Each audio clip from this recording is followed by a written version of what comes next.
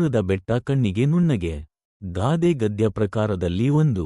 ಗಾದೆಗಳು ಹಿರಿಯರ ಅನುಭವದ ನುಡಿಮುತ್ತುಗಳು. ಗಾದೆ ವೇದಕ್ಕೆ ಸಮ. ವೇದ ಸುಳ್ಳಾದರೂ ಗಾದೆ ಸುಳ್ಳಾಗದು ಎಂಬ ಮಾತಿದೆ. ಗಾದೆಗಳು ಸಮಾಜಕ್ಕೆ ಸಂದೇಶವನ್ನು ನೀಡುತ್ತವೆ. ಗಾದೆಗಳು ಮನುಷ್ಯನ ಪರಿವರ್ತನೆಗೂ ಕಾರಣವಾಗುತ್ತವೆ. ದೂರದ ಬೆಟ್ಟ ಕಣ್ಣಿಗೆ ನುಣ್ಣಗೆ ಎಂಬ ಈ ಗಾದೆಯು ಕನ್ನಡದ ಪ್ರಸಿದ್ಧ ಗಾದೆಗಳಲ್ಲಿ ಒಂದು ಮತ್ತು ಜನಪ್ರಿಯ ಗಾದೆಯೂ ಆಗಿದೆ.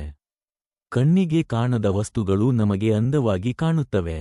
ಕಲ್ಪನೆ ಹಾಗೇ ಇರುತ್ತದೆ. ಕಾಣದ ಸ್ವರ್ಗ ಅಂದವಾಗಿರಬಹುದು ಎಂದು ತಿಳಿಯುತ್ತೇವೆ. ಸಿಗದ ವಸ್ತುವಿಗೂ ಆಸೆ ಪಡುತ್ತೇವೆ. ದೂರದ ನೆಂಟರು ಅಪರೂಪಕ್ಕೆ ಬರುವ ನೆಂಟರೆಲ್ಲರಲ್ಲೂ ನಂಬಿಕೆ ಬಹಳ. ಏಕೆಂದರೆ ಒಳಿತಾಗಿರಬಹುದೆಂಬ ಊಹಾತ್ಮಕ ದೃಷ್ಟಿ ಇದರಲ್ಲಿರುತ್ತದೆ. ದೂಯದಲ್ಲಿ ಕಾಣುವ ಕಲ್ಲಿನ ಗುಡ್ಡ ಎಷ್ಟು ಚೆನ್ನಾಗಿದೆ, ಎಷ್ಟು ಎತ್ತರ, ಎಷ್ಟು ವಿಸ್ತಾರ, ಎಷ್ಟು ಹಸಿರು, ಏನು ಆಕಾರ ಎಂದು ಅದರತ್ತ ಹೋಗಬೇಕು ಎಂಬ ಆಸೆಯಾಗುತ್ತದೆ. ಪ್ರಯಾಸದಿಂದ ಆಯಾಸಪಟ್ಟು ಗುಡ್ಡದ ಕಡೆಗೆ ಹೋದಾಗ ನಿರಾಸೆ ಹೊಂದುವುದು ಸಹಜ. ಏಕೆಂದರೆ ದೂರದಿಂದ ನೋಡಿದಾಗ ಸುಂದರವಾಗಿ ಕಾಣುವ ಗುಡ್ಡ ಹತ್ತಿರ ಹೋದ ನಂತರ ಕಲ್ಲು ಮುಳ್ಳುಗಳಿಂದ ಕೂಡಿರುತ್ತದೆ. ಅದಕ್ಕಾಗಿ ಏನನ್ನಾದರೂ ನಂಬುವ ಮುಂಚೆ ವಿಚಾರ ಮಾಡಿ ನಿರ್ಣಯ ತೆಗೆದುಕೊಳ್ಳಿ. ಉದಾಹರಣೆಗೆ, ಆಗ ತಾನೇ ಪರಿಚಯವಾದ ಸ್ನೇಹಿತನ ಸಂಗ ಹಿತವಾಗಿರುತ್ತದೆ.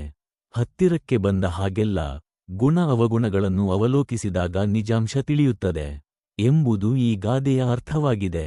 ಧನ್ಯವಾದಗಳು. ಇಂತಹ ಹೆಚ್ಚಿನ ವಿಡಿಯೋಗಳಿಗಾಗಿ ನಮ್ಮ ಮಿಸ್ಟರ್ MRP ಯೂಟ್ಯೂಬ್ ಚಾನಲನ್ನು ಸಬ್ಸ್ಕ್ರೈಬ್ ಮಾಡಿ.